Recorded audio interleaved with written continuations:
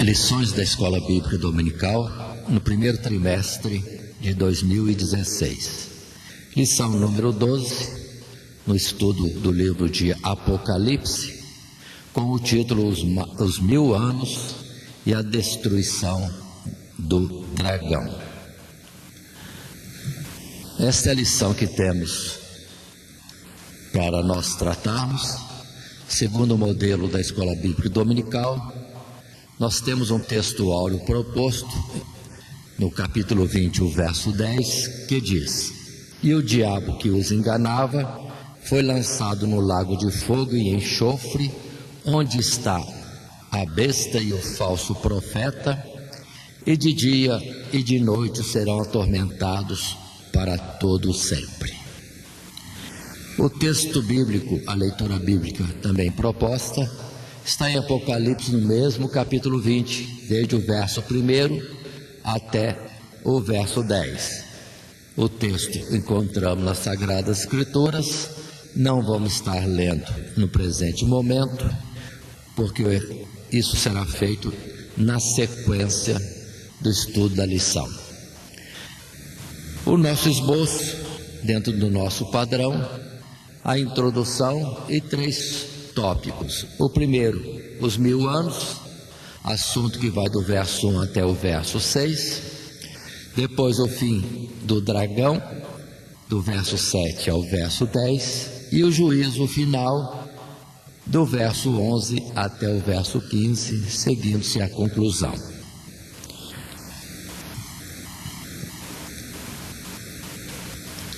Nós precisamos estar lembrando, no nosso estudo de agora, que desde o capítulo 17, o que encontramos em Apocalipse é detalhes daquilo que já foi apresentado antes. Então são assuntos que já foram apresentados e dos quais Deus agora traz mais detalhes, mais informações, o que enriquece o nosso entendimento ou clareia mais as informações que foram dadas anteriormente.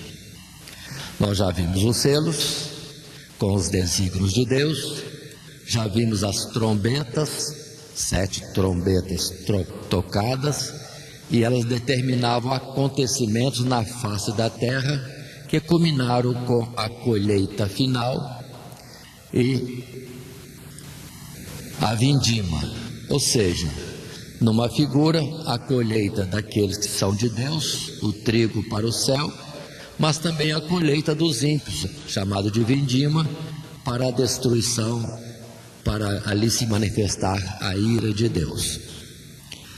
Assim sendo, vamos entender mais um pouco, acompanhando a nossa lição.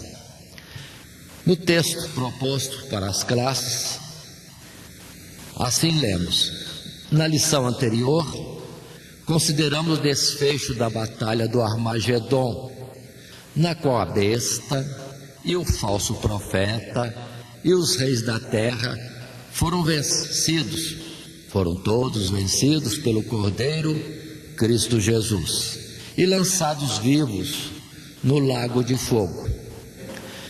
Lembremos, contudo, que esses não são os únicos inimigos de Deus, uma vez que, atuando nesse tempo do fim, juntamente com eles, estava também o dragão, o diabo. Resta, portanto, considerarmos o que está revelado sobre a destruição de Satanás e como ou quando isso se dará. Recordamos, portanto, lições anteriores, em especial capítulo 16, depois o capítulo 19, onde se apresenta, dentro das Escrituras, em Apocalipse, no nosso caso de estudo, a destruição de todo o sistema de governo, de todo o sistema religioso que acompanha esses sistemas de governo, chamado na Bíblia de falso profeta, e todos aqueles que o seguem. Observe que tudo isso é material, determinando assim o fim da existência deste mundo, a destruição de tudo, ou como chamamos, o fim do mundo. Todo o sistema de governo destruído, lançado no lago de fogo e enxofre. Todas as religiões falsas lançadas no lago de fogo e enxofre. E todos os seguidores também ali lançados. Mas não está sendo falado nada até agora sobre o dragão. O dragão não é de ordem material física, é um ser celestial. E Deus então traz agora a descrição do seu fim, a sua destruição, também no juízo de Deus. Na sequência de nossos assuntos, dentro do nosso esboço, depois desta introdução, vamos para o nosso primeiro tópico, os 1000 anos, o que nós encontramos nos 6 primeiros versos.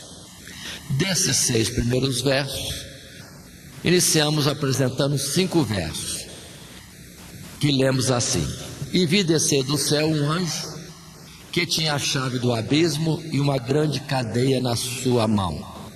Ele prendeu o dragão, a antiga serpente, que é o diabo, e Satanás, e amarrou-o por 1000 anos, e lançou-o no abismo, e ali o encerrou, e pôs selo sobre ele, para que não mais engane as nações, até que os 1000 anos se acabem, e depois importa que seja solto por um pouco de tempo.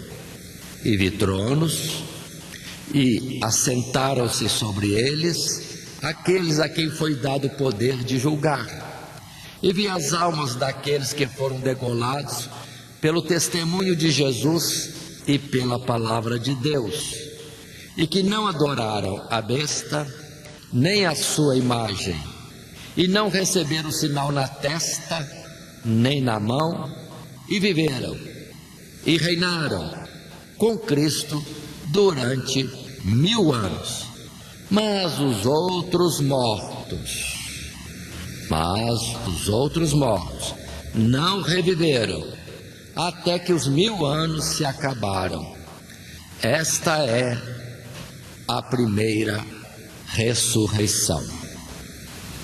Dentro do nosso assunto, o texto proposto, encontramos o dito: a fim de revelar a condição em que Satanás se encontra e como será julgado e destruído, Deus apresenta agora uma nova visão, na qual transcorrem diversos acontecimentos, num período determinado pela expressão 1000 anos.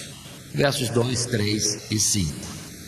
Já estamos familiarizados com a natureza simbólica dos números em Apocalipse, como vimos no caso de outras expressões de tempo: 1260 dias, 42 meses, tempos e metade de um tempo, 1 hora, etc.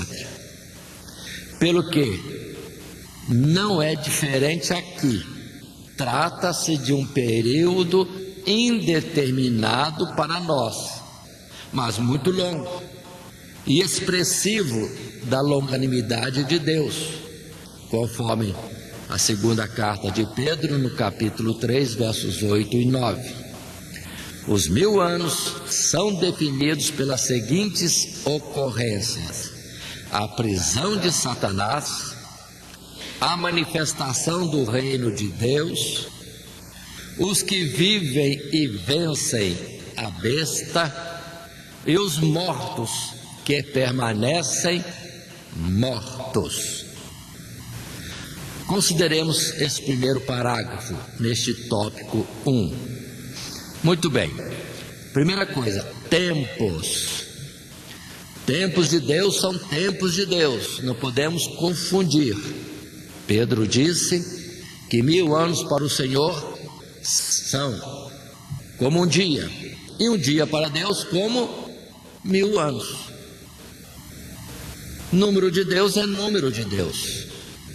Por isso na Bíblia temos vários números que são simbólicos, além do que nós apresentamos neste texto. Lembre-se de 3,5 dias, lembre-se do número 7, dos 7.000, dos 12, dos múltiplos de 12, como 144, e às vezes multiplicado aos milhares, que tem significados diferentes, porque são simbólicos. E agora, em Apocalipse, não temos a expressão milênio, nós temos a expressão 1000 anos, que também, dentro do mesmo pensamento, exposição das Sagradas Escrituras, é um tempo de Deus. E é um tempo longo, assim representado na forma de 1000 anos. Mas muito bem, falamos e dissemos que esse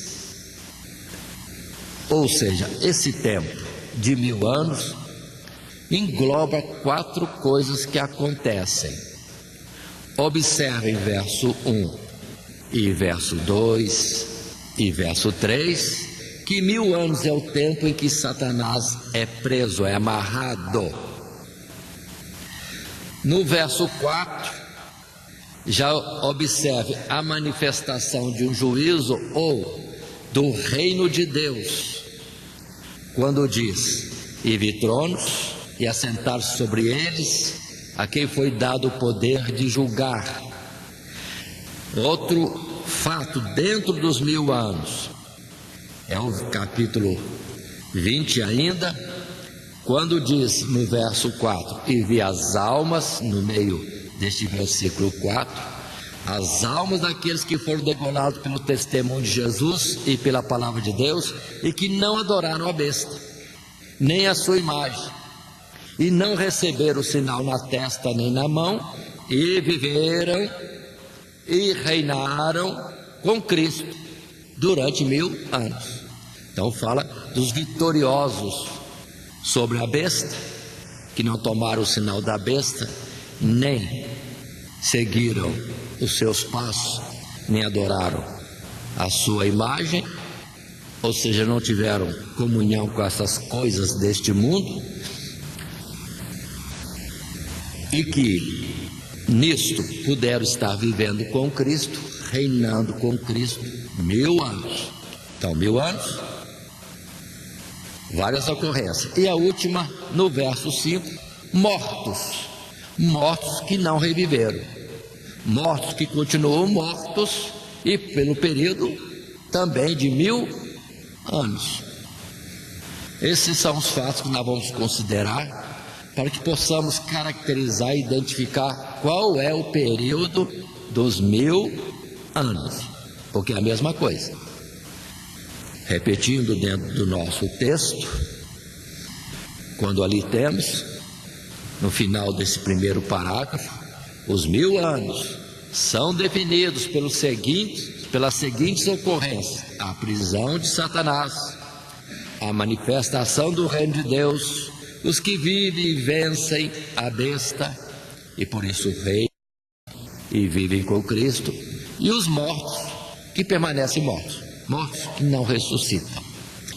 Muito bem, vamos estar continuando, voltando na verdade aos 3 primeiros versos, para trazermos mais algumas considerações. Repetindo os 3 primeiros versos: vi descer do céu um anjo que tinha a chave do abismo e uma grande cadeia na sua mão. Ele prendeu o dragão, a antiga serpente, que é o diabo e Satanás, e amarrou-o por 1000 anos, e lançou-o no abismo, e ali o encerrou, e pôs selo sobre ele, para que não mais engane as nações, até que os 1000 anos se acabem, e depois importa que seja solto por um pouco de tempo.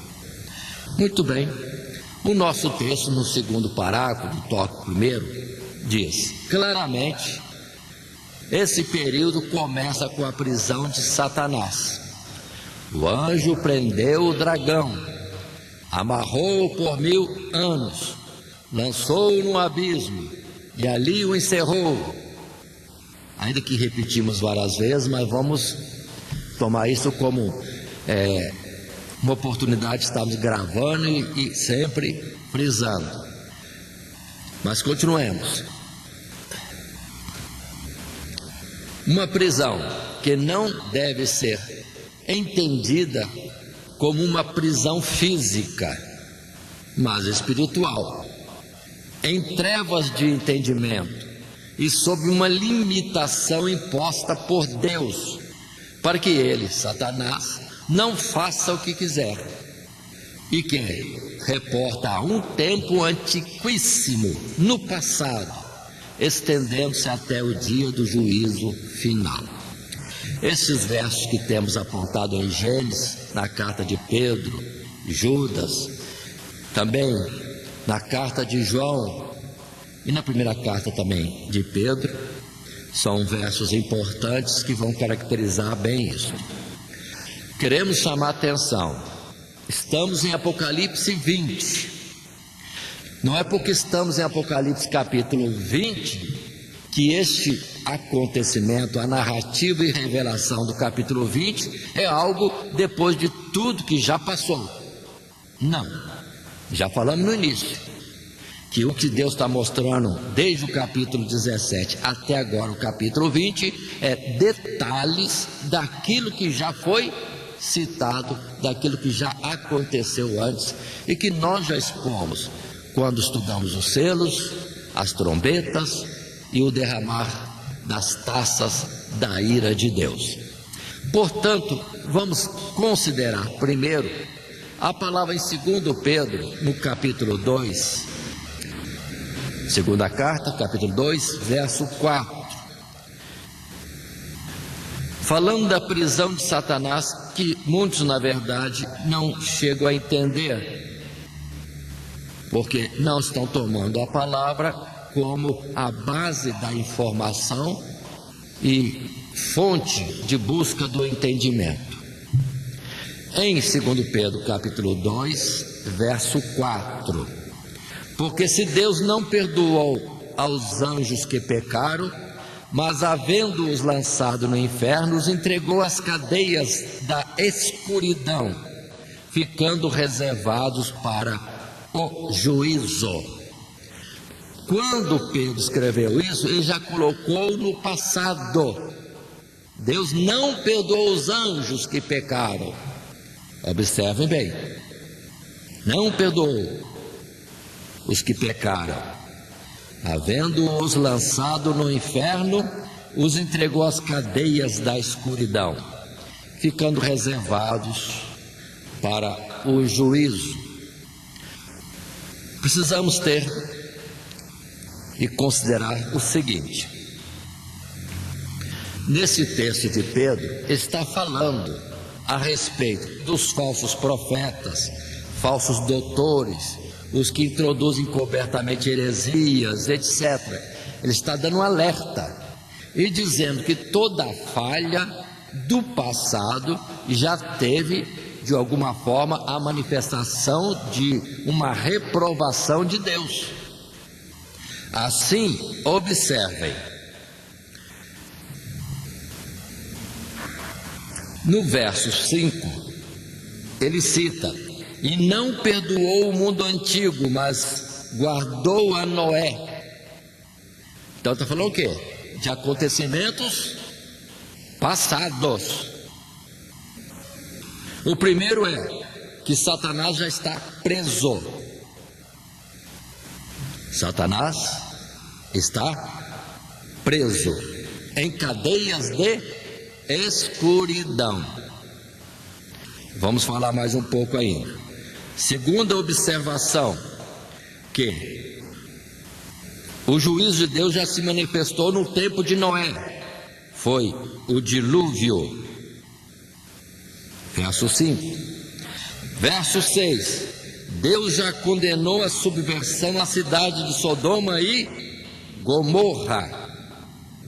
Então está citando exemplos de juízo de Deus, manifestações de reprovação de Deus sobre aqueles que falharam no passado. Quem falhou primeiro? Satanás. Depois, o mundo no tempo de Noé. Depois, também Sodoma e Gomorra.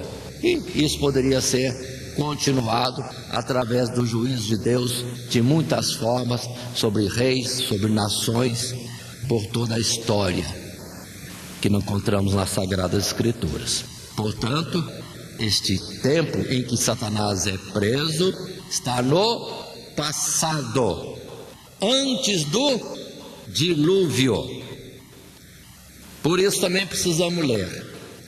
Agora, em Judas, no verso 6, igualmente Judas fazendo um alerta de que há um juízo de Deus e Deus manifesta a sua condenação, ele cita exemplos.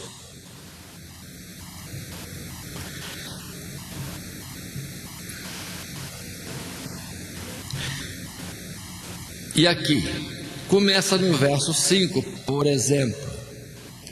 Mas quero lembrar-vos, em Judas, verso 5, como a quem já uma vez soube isto, que havendo o Senhor salvo um povo tirando da terra do Egito, destruiu depois os que não creram. Um juízo no passado. Já aconteceu. Verso 6: e aos anjos que não guardaram o seu principado, mas deixaram a sua própria habitação, reservou na escuridão e em prisões eternas, até o juízo daquele grande dia passado. Verso 7: assim como Sodoma e Gomorra. E segue-se a palavra na exortação de Judas. Quando Satanás foi preso? No passado. Qual passado? Antes de Pedro. Qual passado? Antes de Judas. Qual passado? Antes de Sodoma e Gomorra. Qual passado? Antes também do povo de Israel na caminhada do deserto indo para Canaã. Foram derribados no deserto, não creram. E mais ainda, quando Satanás foi preso, lá, antes do dilúvio. E, para entendermos, lembremos sempre que houve o tempo em que Satanás disse, Isaías capítulo 14, subirei às mais altas nuvens e serei igual ao Altíssimo. E a sentença vem imediata, ali mesmo, em Isaías 14. Subirás? Não. Descerás ao mais profundo do abismo. Precisamos entender essa escuridão, é cadeias de escuridão. Ou seja, o diabo não faz o que quer. Ele não tem autonomia nem no milésimo do segundo diante de Deus. Observe que ele não faz nada, a não ser que Deus permita. Caso de Jó, ele teve autorização de Deus para fazer o que fez. Pode consumir com tudo de Jó, mas não toque nele. E foi um desastre mesmo. Se Deus deixou, Satanás esteve à vontade para fazer prodígios e maravilhas, destruindo tudo que Jó tinha. Depois vem dizendo, mas Jó está com saúde.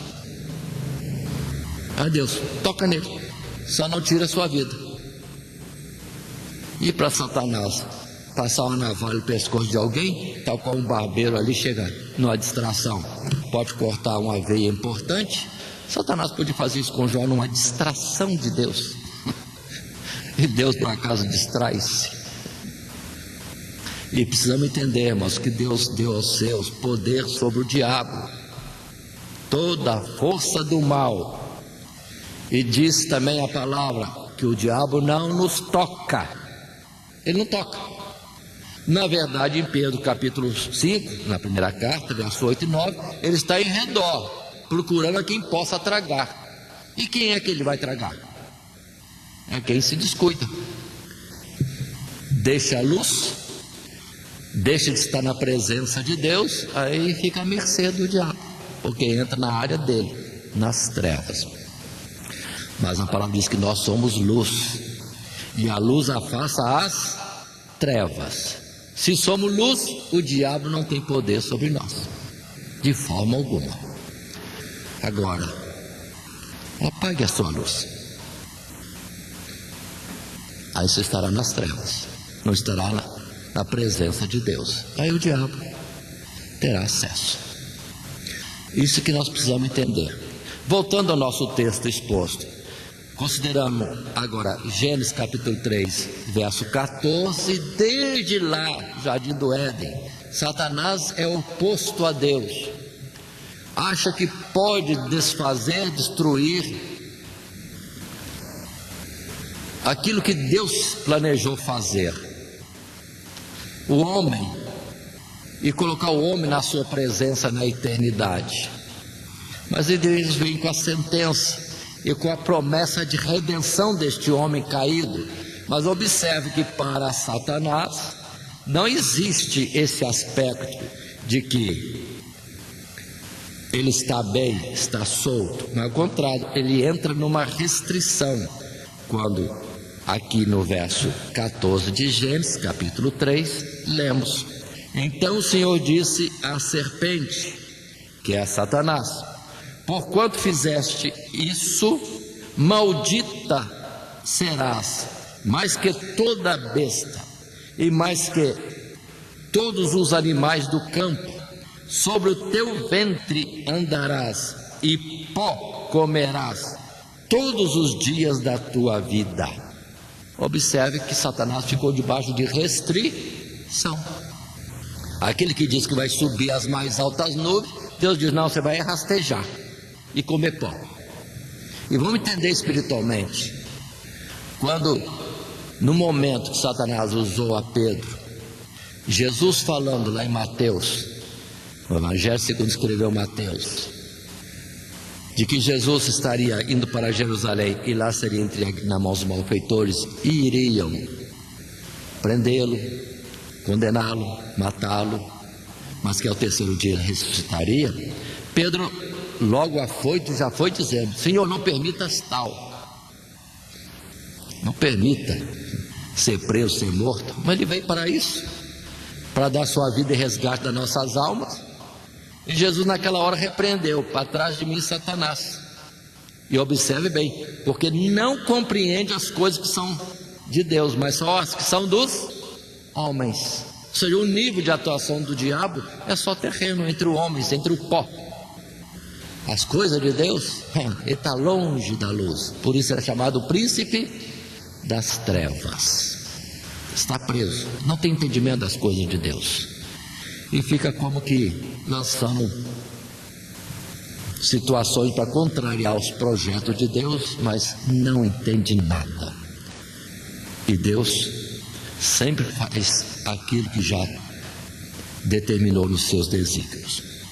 Avançando no nosso assunto um pouco mais, verso 4: e vi tronos e assentaram-se sobre eles aqueles a quem foi dado o poder de julgar. E vi as almas daqueles que foram degolados pelo testemunho de Jesus e pela palavra de Deus, e que não adoram a besta nem a sua imagem, e não receberam o sinal na testa nem na mão, e viveram e reinaram com Cristo durante 1000 anos.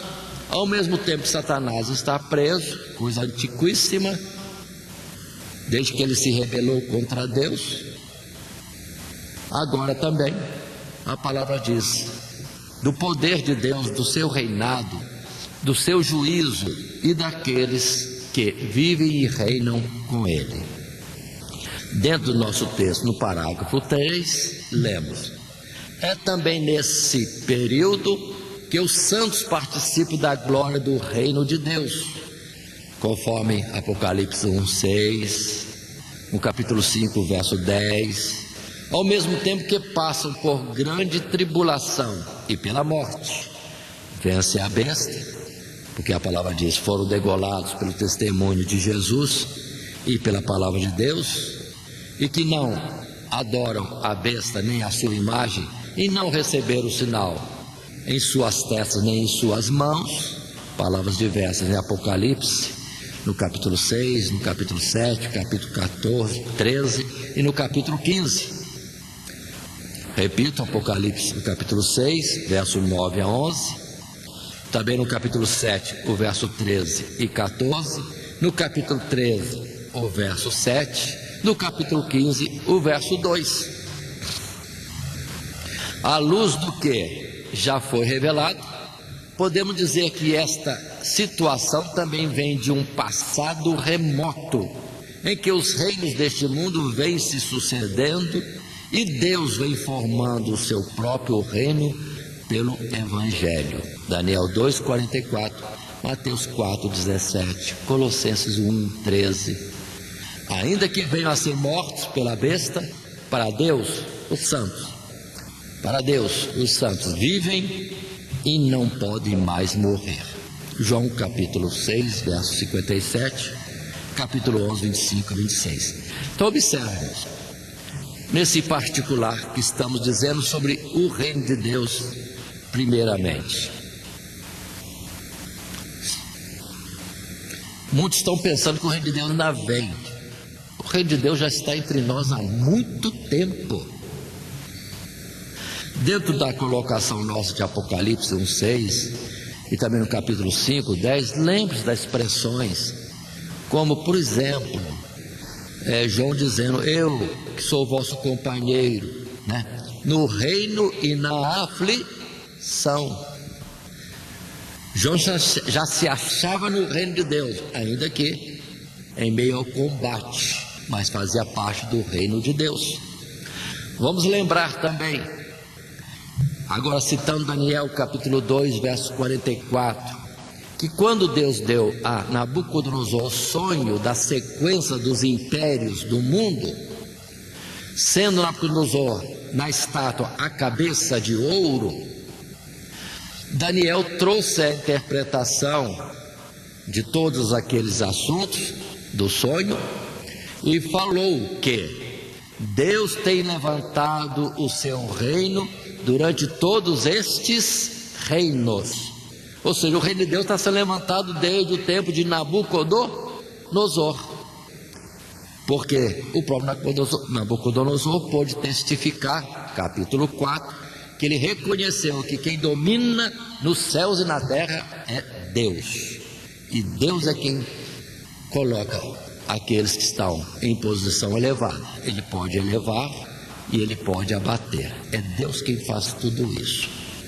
Agora consideremos mais atrás ainda, quando Samuel foi rejeitado e foi reclamar com Deus que o povo não o queria mais, e Deus disse assim: não te rejeitaram a ti, mas antes a mim, para que eu não reine sobre eles. Quem reinava sobre o povo de Israel era Deus, mas não enxergaram isso.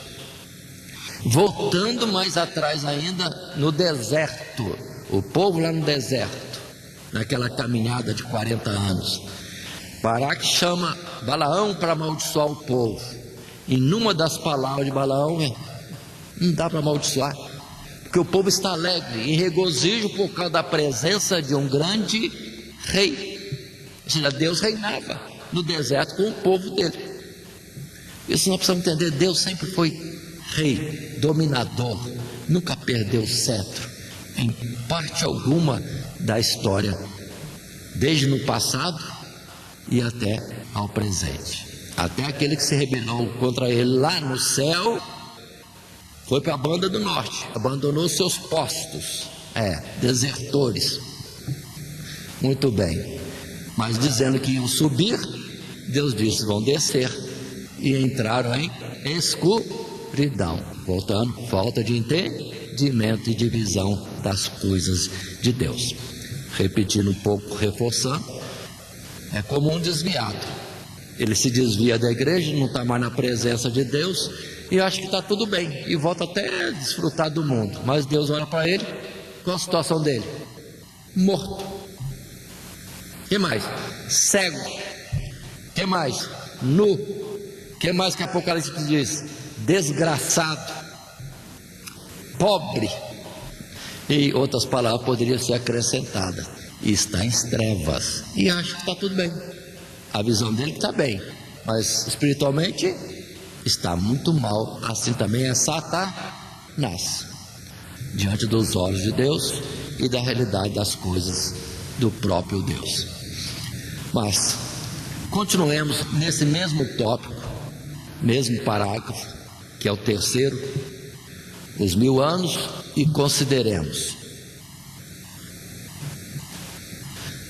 Durante todo o tempo na terra, vamos falar a partir de Abel, aqueles que se colocam ajustados com a vontade de Deus, padecem perseguição, são afligidos. Começa lá em Abel e vai toda a carreira, por todo o tempo. Outro exemplo, em Isaac e Ismael, depois Jacó e Esaú, sempre foi assim, mais forte ainda, José e seus irmãos. Todo aquele que quiser seguir a Cristo Jesus piamente, padecerá aflições, perseguições. Então isso é sempre. Mas os que permanecem fiéis estão vencendo os obstáculos, as dificuldades, e continuam com Deus. E nisso eles são de Deus, vivem com Deus e reinam com Deus. Isso nós precisamos entender. Se o reino de Deus está presente, é súdito de Deus quem o serve no seu reinado. Continuemos nesse aspecto. Jesus, quando veio, já disse: o reino de Deus é chegado a vós, não vem com aparência exterior. Não vem com aparência exterior, está no meio de nós. Agora, qual é a oração do Pai Nosso? Venha a nós o teu reino. Mas como vem a nós? Lembremos daquele homem que pergunta a Jesus sobre os grandes mandamentos, e Jesus fala com ele, e ele certamente: mestre, bem disseste, amar o próximo como a nós mesmos é o resumo de toda a lei. E Jesus olhou para ele e disse: não estás longe do reino de Deus. Então o reino de Deus não é que está longe, é nós que estamos longe, mas ele está à disposição. E se nós entramos pela porta estreita, pelo caminho apertado, aí nós estamos no projeto de Deus, na sua vontade, no seu reino. Ainda vamos considerar Colossenses 1,13, uma palavra importante, clareando esse ponto: dos que vivem e reinam com Deus. Colossenses,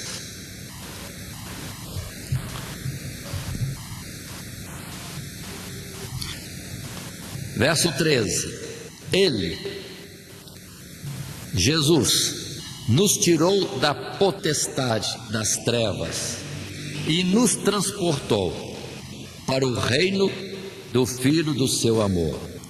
Corrijo a expressão no verso 13. Ele, o próprio Deus, nos tirou da potestade das trevas e nos transportou para o reino do Filho do seu amor. Onde nós estamos? No reino das trevas? Aceitamos Jesus? Então estamos aonde? No reino de Cristo Jesus. Isso que nós precisamos compreender. O reino de Deus é presente. Quem vem a Jesus está já reinando com Ele e vive por Ele. Por isso que Jesus disse: não quereis vir a mim para terdes vida. E tantas expressões. Ele é a ressurreição e a vida. Passando à frente, verso 6: bem-aventurado e santo aquele que tem parte na primeira ressurreição. Sobre este não tem poder a segunda morte, mas serão sacerdotes de Deus e de Cristo e reinarão com Ele 1000 anos. Quero parar na primeira parte. Bem-aventurado e santo aquele que tem parte na primeira ressurreição.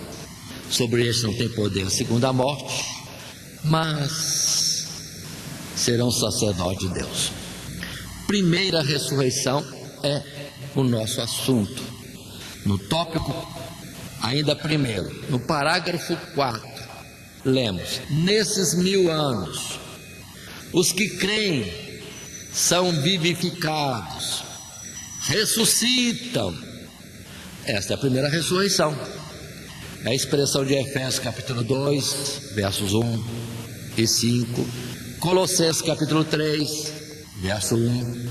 Aquele que assim vive com Cristo, o que tem parte na primeira ressurreição, está livre da condenação eterna. Sobre este não tem poder a segunda morte. Palavras de Apocalipse 2:11, Apocalipse 20, também no verso 14 já diz, e também em João capítulo 5, verso 24. Vamos voltar nesse ponto e usar Efésios capítulo 2. A situação de cada um de nós, de todo ser humano na face da terra, é de mortos em ofensas e pecados. Na verdade, nós já temos de nossos pais uma herança, e a herança que vem de pai para filho não é o pecado, é a morte. Por um homem entrou o pecado no mundo, e pelo pecado a morte. Por isso a morte passou a todos os homens. Então já nascemos mortos, porque a vida está em Cristo. Por isso que Jesus diz: é necessário nascer de novo, porque o que nasce da carne é carne, não tem parte no reino de Deus, nem pode ver o reino de Deus. Mas quando alguém aceita Cristo Jesus, é um novo nascimento, todos compreendem. Mas ao mesmo tempo, vamos entender, é a passagem da morte para a vida. Volta a Efésios capítulo 2, verso 1: e vos vivificou, estando vós mortos em ofensas e pecados. Vou ler diferente: estando vós mortos em ofensas e pecados, vos vivificou. Continuando a ler, 2: em que noutro tempo andaste segundo o curso deste mundo, segundo o príncipe das potestades do ar, do espírito que agora opera nos filhos da desobediência, entre os quais todos nós também antes andávamos nos desejos da nossa carne, fazendo a vontade da carne e dos pensamentos, e éramos por natureza filhos da ira, como os outros também. Mas Deus, que é riquíssimo em misericórdia, pelo seu muito amor com que nos amou, estando nós, verso 5, outra vez, ainda mortos em nossas ofensas, nos vivificou juntamente com Cristo. Pela graça sois salvos. E observa a palavra do verso 6: e nos ressuscitou juntamente com Ele, e nos fez assentar nos lugares celestiais em Cristo Jesus. Estávamos mortos? Estávamos. Viemos para Jesus? Oh, que maravilha! Passamos da morte para a vida. Como é que chama isso? Sair da morte para a vida. Morte para a vida. Ressuscitar é ressuscitar, ou vivificar, é a mesma palavra, é reviver. E houve antes alguma oportunidade de a gente ter vida? Pelas nossas religiões antigas tínhamos vida? Pela tradição dos nossos pais nós tínhamos vida? Não, estávamos mortos. Mas vindo Jesus, veio a oportunidade de alcançarmos vida. Passamos da morte para a vida. Esta é a primeira ressurreição, a primeira oportunidade e também única de passar da morte para a vida. Não tem outro jeito, porque a vida é Cristo Jesus. Nós não estamos acostumados com essa expressão, estamos acostumados com novo nascimento e não estamos acostumados com primeira ressurreição. Mas por favor, a palavra de Efésios é clara, e também com o reforço de Colossenses capítulo 3, no verso 1, quando diz a palavra: portanto, se já ressuscitaste com Cristo, buscai as coisas que são de cima, onde Cristo está assentado à destra de Deus. Para que Paulo falou isso? Para a igreja, os salvos, lá em Colossos, a igreja. daquela época naquela cidade, o que é palavra válida para todos os que são de Cristo em todo o tempo. Se já ressuscitaste com Cristo, os presentes já ressuscitaram com Cristo? Se já entregaram sua vida para Jesus, se tem em vocês a vida que é de Jesus, pronto. Vocês passaram da morte para a vida, vocês estão ressuscitados. E agora? Vai ter uma segunda ressurreição? Nunca. Por que nunca? Porque aquele que está em Cristo Jesus não morre mais. Então, sobre aqueles que estão em Cristo Jesus não tem mais ressurreição. Por isso que precisamos entender. Quando um crente morre, a gente fala morreu, sepulta, mas Deus fala dormiu. Mas nós entendemos, morreu, está no cemitério, virou pó. Mas vai ter uma ressurreição. Tá bom, vai ter uma ressurreição. Mas para Deus nem é ressurreição. Ele vai simplesmente o quê? Despertar. Ele vai fazer o quê? Revestir de um novo corpo imortal, incorruptível. Mas nós, na nossa fraqueza, tá bom, morreu, mas vou ressuscitar. Está que nem no caso de Lázaro. Jesus disse, Lázaro dormiu. Aí todo mundo, que bom, Lázaro está bem, está dormindo. Mas Jesus tem que falar mais claro, tá bom, Lázaro morreu. Mas eu vou despertá-lo. Pronto, essa linguagem de Jesus nós estamos precisando acostumar e viver. Uma realidade está à nossa disposição e a gente sempre deixa de lado e fica com problemas, palavras diferentes. Não é nada diferente, é coisa conhecida, está na Bíblia. Efésios, Colossenses e tantas expressões mais. E sempre Jesus dizendo, passou da morte para a vida. Quem vem a mim, quem come da minha carne, quem bebe meu sangue, tem vida eterna. E não morre mais. Sobre isso não tem poder a chamada segunda morte, o ser lançado no lago de fogo e enxofre. Outros versos mais há, mas passamos à frente e vamos para o verso agora 5. Mas os outros mortos não reviveram, até que os 1000 anos se acabaram. Esta é a primeira ressurreição. Muito bem, o que é isso agora? Mortos que não reviveram, mortos que continuam mortos. Quais são os mortos que continuam mortos? É os mortos no mundo, em ofensas e pecados, que não aceitam a fé em Cristo Jesus. Está morto, a palavra chega para eles ouvem, não aceitam, não creem e continuam mortos. Por quanto tempo isso? 1000 anos. 1000 anos. Vamos ler mais um pouco do texto, parágrafo 5. Mas nesses mesmos 1000 anos, os outros mortos não reviveram, pois o evangelho é pregado aos homens, espiritualmente mortos para Deus. Os que não creem permanecem na morte. João 5, 24 e 25. Portanto, esses 1000 anos refere a todo o tempo da revelação de Deus, desde o princípio até o aniquilamento dos reinos na vinda de Jesus. 1 Coríntios 15, 22 a 25. Os 1000 anos é o tempo que Satanás está preso. 1000 anos é o tempo do reino de Deus. 1000 anos é o tempo que há salvação para os que creem em Deus. E é desde quando que há salvação para crer, a oportunidade de crer em Deus? Desde, vamos falar humanamente, Abel.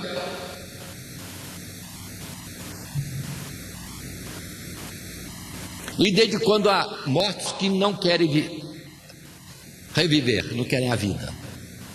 Começa lá com Caim, ou põe um pouquinho antes, em Adão. Deixa esse mistério. Está aí. Então todo esse período que Deus se revela ao mundo, e eu mesmo nos céus, porque começou lá a prisão de Satanás, é o chamado 1000 anos. Todo o tempo que alguns chamam da dispensação da graça. Quem ouve e crê, revive, ressuscita, passa da morte para a vida. Quem ouve, não crê, permanece morto durante todo o período. Por isso esse passado, que é coisa que começou lá longe e corre por todo o tempo. da nossa existência ou da existência humana na face da terra. Vamos ler João capítulo 5, é o verso importante, porque foi que Jesus disse de forma bem clara para nós. Verso 24 e 25. Jesus disse assim: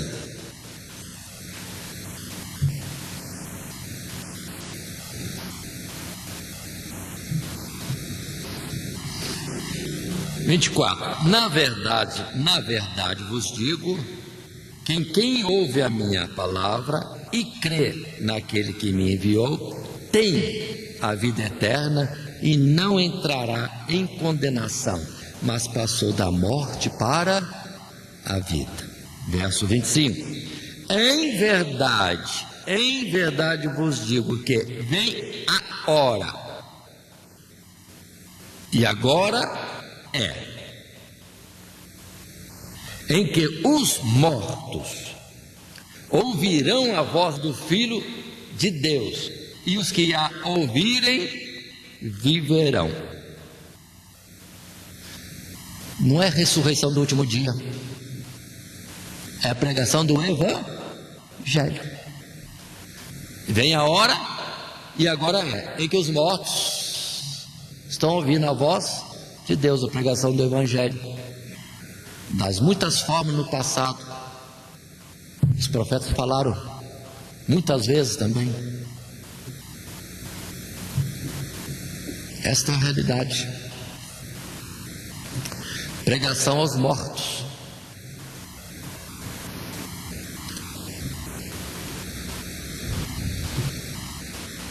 Muito bem. Agora, até quando vai os 1000 anos? Se abrange todo esse tempo para trás, até quando? A parte mais clara é quando diz que Satanás foi preso até que venha o juízo daquele grande dia. Então até o fim. Até o fim. Aí há outros versículos mais que se colocam isto. Mas lembremos de 1 Coríntios 15, verso 22 a 25, onde o assunto termina, ou em algum lugar se diz neste texto, que depois que Jesus submeter todas as coisas debaixo de seus pés, ou tudo lhe estiver sujeito, ele entregará o reino ao Pai. E depois, o fim. Não tem mais nada a fazer com tudo isso aqui, com todo esse universo. Quem é dele? Já foi levado para o Pai, entregue ao Pai, acabou. É o fim. Continuando um pouco mais, verso 6, bem-aventurado, repetimos, e santo aquele que tem parte na primeira ressurreição. Sobre este não tem poder a segunda morte, mas serão sacerdotes de Deus e de Cristo e reinarão com ele 1000 anos.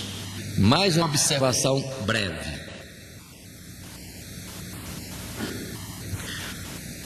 Consideremos, repito este verso outra vez: bem-aventurado e santo aquele que tem parte na primeira ressurreição, ou colocando outra palavra, aquele que já nasceu de novo. Sobre estes não tem poder a segunda morte, mas serão sacerdotes de Deus e de Cristo e reinarão com ele 1000 anos. Aqui há uma mudança. A mudança é que o verbo passou para o futuro. Vamos para o nosso 6º parágrafo no tópico 1. Observemos que os vencedores, além de viverem e reinarem com Cristo os 1000 anos, também viverão e reinarão com ele pela eternidade toda. Aqui os 1000 anos colocados no futuro, descortinando o período eterno na glória de Deus, que se manifestará na sua plenitude.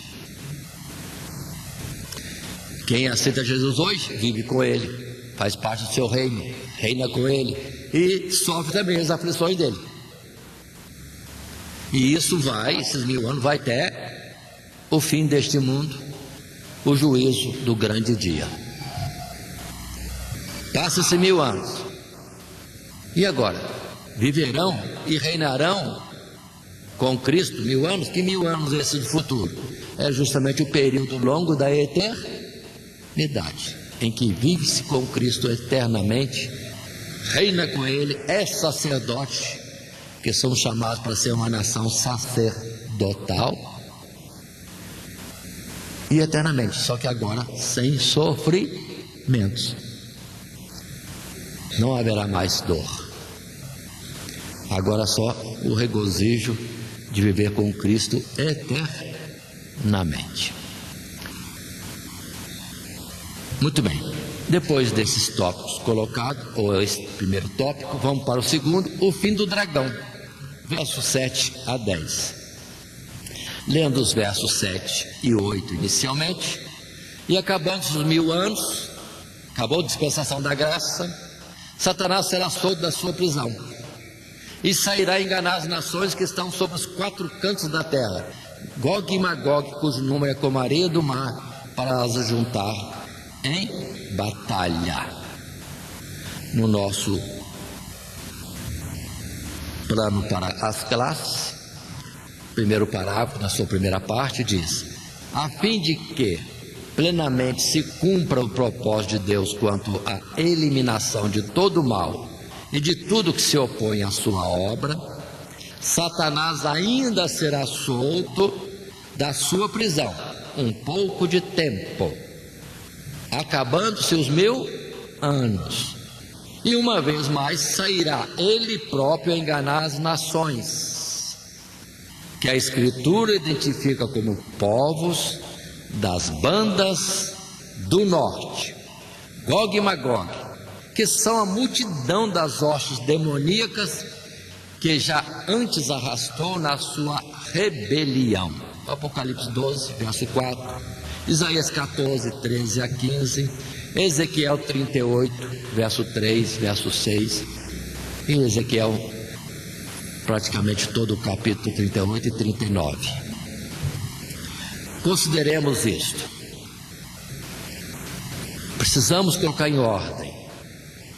Há a prisão de Satanás estabelecendo 1000 anos, até o juízo daquele grande dia. Nesse período, quem vem para Jesus tem vida, quem não vem para Jesus não tem vida.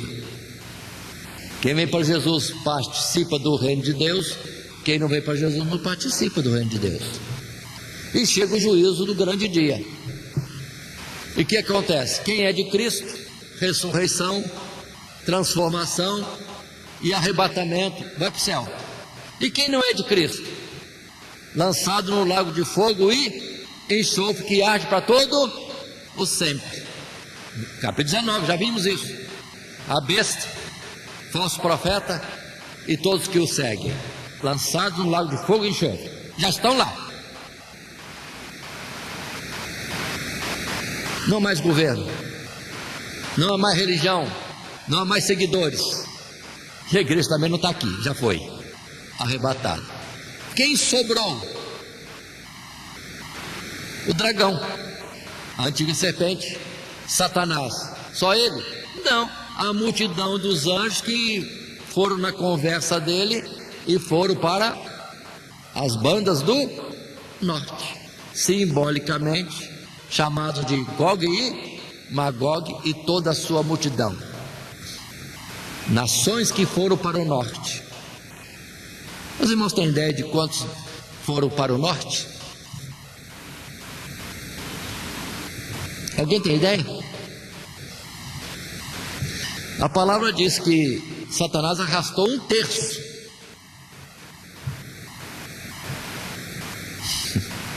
Então tem 1/3 de anjos rebeldes na banda do norte. E os 2/3 que ficaram, quantos são? Se for ver na palavra, é milhões de milhões. Em Salmo diz que os carros de guerra de Deus são 20 bilhões, ou seja, 20 milhões de milhões.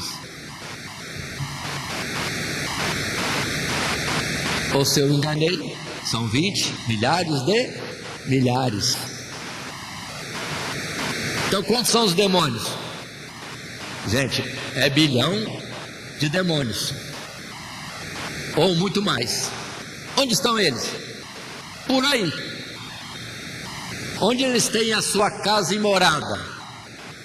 na banda do norte. Como Satanás disse: colocarei meu trono nas mais altas nuvens, na banda do norte. Agora, se não existe mais ser humano, muito bem, só os rebeldes ficaram sem ser ainda destruídos, e os anjos aprovados no céu, e a igreja já arrebatada.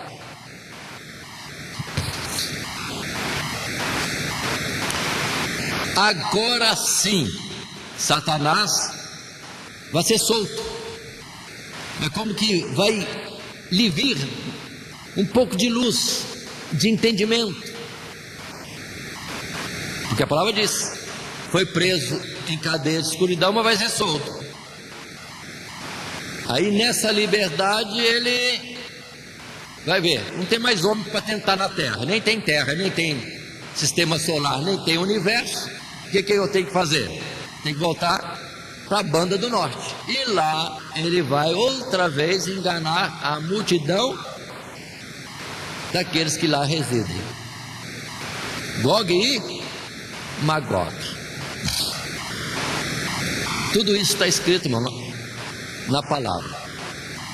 Em particular, lembremos de Ezequiel, que vou ler, verso 3 e verso 6, do capítulo 38. E aqui Ezequiel, muitas outras informações tem. Por favor, não leia Ezequiel 38 e 39 como sendo na terra, que não será na terra. Vou ler do verso 1 até o 3. Veio mais a minha palavra do Senhor, dizendo: filho do homem, dirige o rosto contra Gog, terra de Magog, príncipe e chefe de Meseque e de Tubal, e profetiza contra ele, e dize: assim diz o Senhor Jeová: eis que eu sou contra ti, ó Gog, príncipe e chefe de Meseque e de Tubal. Verso 6: Gomer e todas as suas tropas, a casa de Togarma, da banda do norte, e todas as suas tropas, muitos povos contigo. Pronto, a declaração de Deus já está no passado já. E lendo Ezequiel 38, 39, vamos ver Deus dizendo que vai colocar anzóis em Satanás e puxá-lo de volta para as terras de Israel, para que ele caia nos montes de Israel. Onde que é Israel? Onde são os montes de Israel? Precisamos acordar para entendimento. As figuras da terra já acabaram.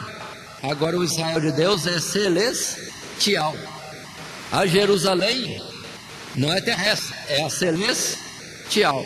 Assim como aqui na terra houve uma cidade de Deus, Jerusalém, ela representava a que existe e é verdadeira nos céus. Assim como houve um território onde se espalhava todo o povo de Deus na terra, as terras de Israel, lá no céu, em redor de Jerusalém, estende-se a habitação dos que são de Deus. Para onde nós vamos?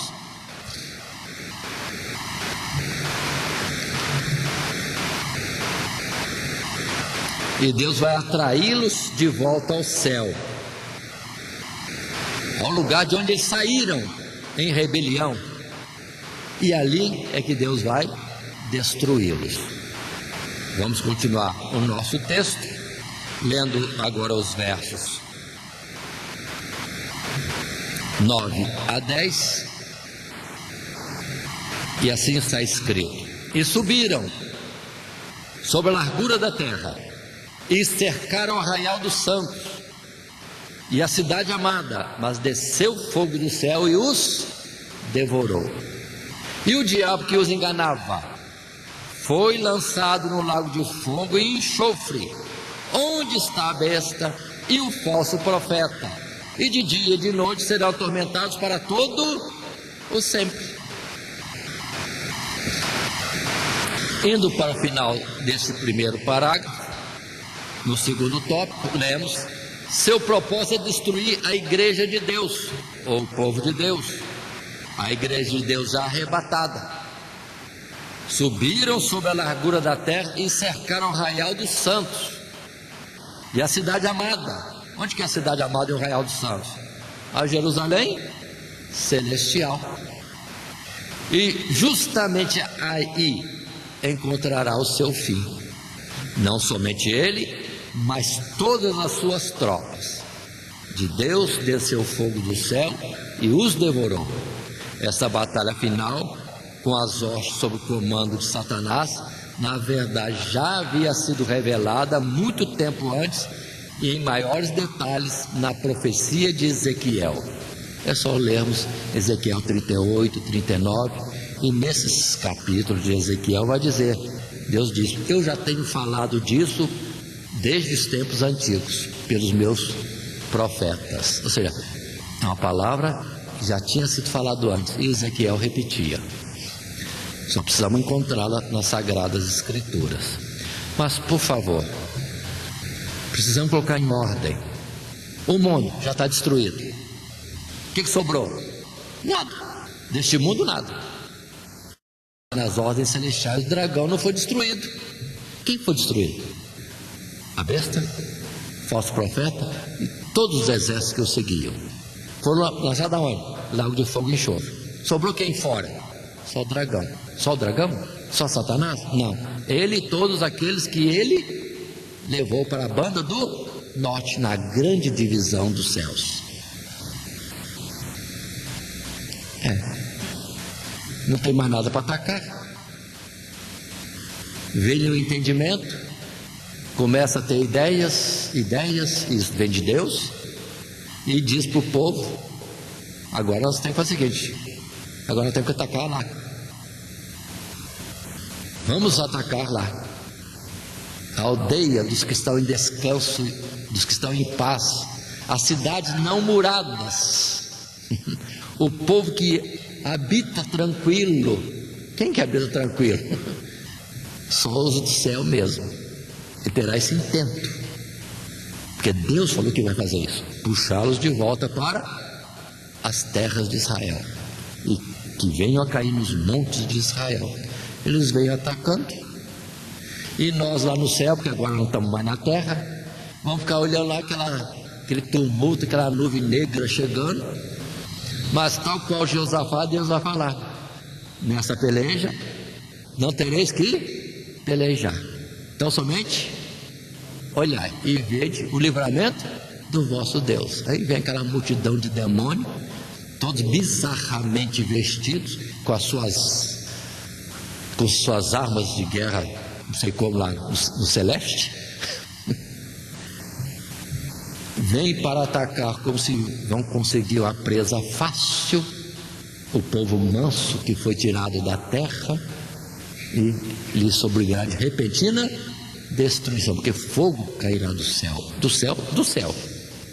sobre eles, e a destruição será total. Mas por favor, atentemos ao verso anterior que já lemos: e o diabo que os enganava foi lançado no lago de fogo e enxofre, onde está a besta e o falso profeta. E de dia e de noite serão atormentados para todo sempre. Eu quero destacar isso: onde está a besta e o falso profeta. Então, a destruição de Satanás e todas as suas legiões demoníacas vão ser destruídos depois do fim deste mundo, em que tudo que é do mundo, o sistema de governo, as falsas religiões, o falso profeta e seus exércitos, seus seguidores, foram lançados no fogo. É uma destruição última em termos de seres viventes. Pronto, tudo destruído no lago de fogo e enxofre. Passando em frente à nossa lição, chegamos ao terceiro tópico, o juízo final, verso 11 a 15. Lendo estes versos: e vi um grande trono branco, e o que estava sentado sobre ele, de cuja presença fugiu a terra e o céu, e não se achou lugar para eles. E viu os mortos, grandes e pequenos, que estavam diante do trono, e abriram-se os livros. E abriu-se outro livro, que é o da vida. E os mortos foram julgados pelas coisas que estavam escritas nos livros, segundo as suas obras. E deu o mar os mortos que nele havia, e a morte e o inferno deram os mortos que neles havia, e foram julgados cada um segundo as suas obras. E a morte e o inferno foram lançados no lago de fogo.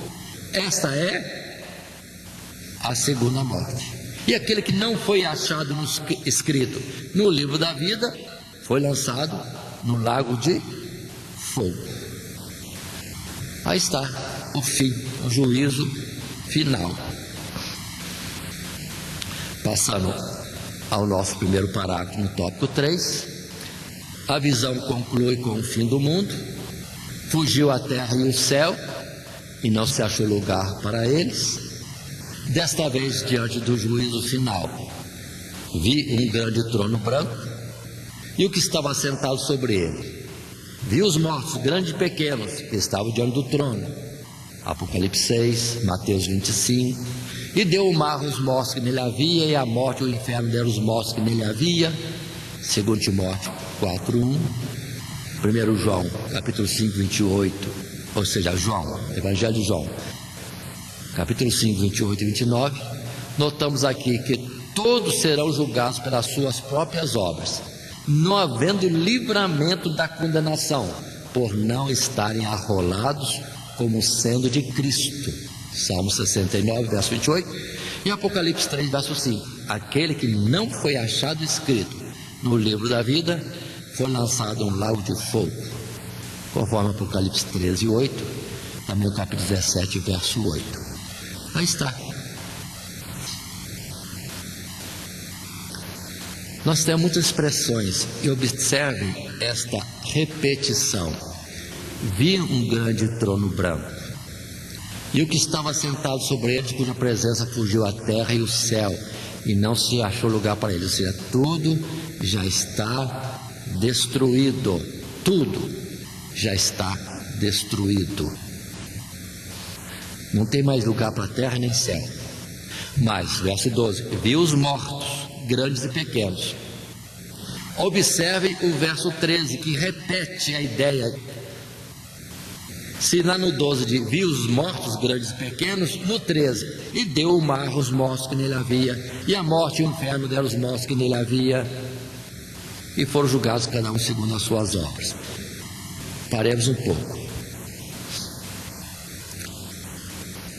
Simplificando esses versos, é somente isso. Onde quer que exista o morto, ele será trazido a juízo na presença de Deus. E qual vai ser a sua sorte? Ser lançado no lago de fogo e enxofre. Esta é a segunda morte. É o verso 14 que nós já vimos anteriormente. Agora, tudo quanto está relacionado à morte será lançado também no lago de fogo e enxofre. Porque no céu não haverá cemitério, não haverá morte nem dor. Então, se existe lugar de morte, ou cemitérios, ou covas, ou sepulcros, tudo isso lança fora no lago de fogo e enxofre. Isso que nós precisamos entender desse verso 14. E a morte e o inferno foram lançados no lago de fogo e enxofre. Ou seja, a destruição total de tudo aquilo que não é para ficar na eternidade com os santos, vivendo com Deus. Tudo. Joga no lago de fogo e enxofre.